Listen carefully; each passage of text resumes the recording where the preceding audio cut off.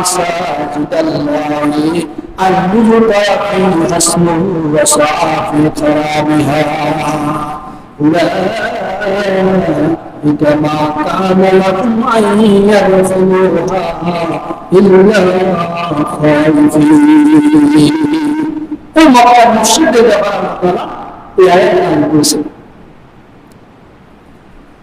এই জন্য আল্লাহ বলেছেন যারা আল্লাহর ঘরে ঘোষণা করা আল্লাহ জিকির করাতে যারা বাধা প্রদান করে ওর চাইতে বড় জালেম আর কি হতে পারে, ওর চাইতে বড় অত্যাচারী শাসক আর কি হতে পারে?